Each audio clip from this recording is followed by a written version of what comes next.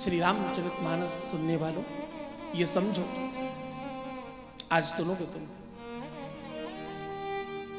जब किसी को कोई काम दो तो उसको इतनी क्षमता प्रदान करो कि वो अपने मन से कर सके, उसको इतनी ताकत दो कि वो निर्णय ले सके। जीवन में एक अनुकूल भाई भ्राता का होना अतिशय आवश्यक है। जो काम भाई कर सकता है ना, वो दुनिया का कोई इंसान कर सकता नहीं। ये बिल्कुल निश्चिंत होकर तुम समझना, तुम्हारे रिश्तों में ये रिश्ता सर्वोपरि है। भाई को भुजा बोलते हैं, हाँ? आपका बाहुबल बोलते हैं। मैंने कभी कभी सुना है ऐसा। एक सेठानी जी कई वर्ष पूर्व हमारे पास आई, बोली सद्गुरुनाथ जी महाराज, मैंने आपका नाम बड़ा सुना है, आप तो कुछ ऐसा कर दो कि हमारे यहाँ ना इनके छोटे भैया हैं, सारा सत्यानाश कर रखा है। अब तो हम लोगों ने उनको अपने काम से निकाल दिया, उसके बावजूद न जाने क्या क्या चटरम पटरम करते रहते हैं। उन्होंने कुछ कर धर दिया है, उस चक्कर में मेरा काम ठीक नहीं चल रहा। मैंने कहा क्या काम है तुम्हारा? तो उन्होंने कहा कि मेरी बहुत सारी गाड़ियां चलती हैं और बड़ा विशाल काम, बहुत ज्यादा काम है, लेबरों के साथ डील होता है और बहुत भारी काम है गुरुदेव, बड़ा काम है हमारा, खूब पैसे वाले हैं हम लोग। अच्छा, तो भाई को क्यों निकाल दिया? आपने अपने देवर को निकाला क्यों? उसका कोई कारण होगा ना? हाँ गुरुदेव, बड़ा कारण है। क्या?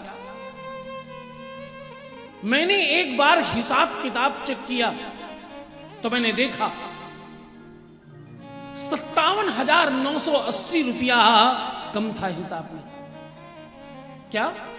57,980 रुपया कम था गुरुजी। मैंने एक एक पूरा हिसाब किताब चेक किया, कहीं मिला नहीं। मैंने बुलाकर पूछा उनसे, उनके पास कोई जवाब नहीं था। घर में ही चोरी, क्या हम नहीं देते थे उनको? बाकियों से ज्यादा हम सैलरी दे रहे थे उनको, और हमेशा उनको सम्मान दिया, और उन्होंने घर में चोरी कर ली। मैंने उनको निकलवा दिया। जब से वो गए हैं गुरुजी, तब से किसी पर विश्वास अब नहीं रहा। अभी पिछले महीने हमारे मुनीम जी ने 5 लाख रुपए का गमन कर लिया। अब मजबूरी यह है कि सारे कागज पत्र उन्हीं के पास में है, न जाने कहां क्या कर दें, कच्चा पक्का ये वो सब लिखा पड़ी उन्हीं के पास में है। मजबूरी में उनको रखना पड़ रहा है। क्या करें गुरुजी, कहां जाएं? मैंने कहा तुम्हें बंधन है, तुम्हें नमन है। तुम्हारे घर का सगा, तुम्हारे पति का सगा भाई मात्र कुछ 50-55 हजार रुपए यहां वहां कर पाया होगा। न जाने किस लिए किया होगा, न जाने कौन सी बड़ी भारी आवश्यकता आई होगी उसको कि अपने ही घर में उसे ऐसा करना पड़ा। काश तुमने इतना अधिकार दिया होता, काश तुमने इतना संयम दिया होता कि वो तुमसे आगे बढ़कर मांग सकता और ले जा सकता, उसे ये करने की जरूरत न पड़ती। तुमने उसे निकाल दिया, जबकि घर की बात घर में थी, घर का पैसा घर में गया था, बाहर नहीं गया था कहीं। और मुनीम जी ने 5 लाख रुपए यहां वहां कर लिया, आप निकाल नहीं सकी। न चाह कर भी आप उनको रख रही हैं। आशय क्या है? मान लो कभी हो सकता है, जरूरी नहीं है कि हाथ में 5 उंगलियां बराबर हो, आवश्यक नहीं है। कुछ कम होंगे, कुछ ज्यादा होंगे, लेकिन जो काम तुम्हारा भाई कर सकता है वो दूसरा कोई दुनिया में करेगा नहीं तुम्हारे लिए। बाकी सारे काट के घोड़े हैं, जितनी देर चाबी भरोगे, जितना पैसा दोगे उतना ही काम करेंगे, उससे ज्यादा काम नहीं करेंगे।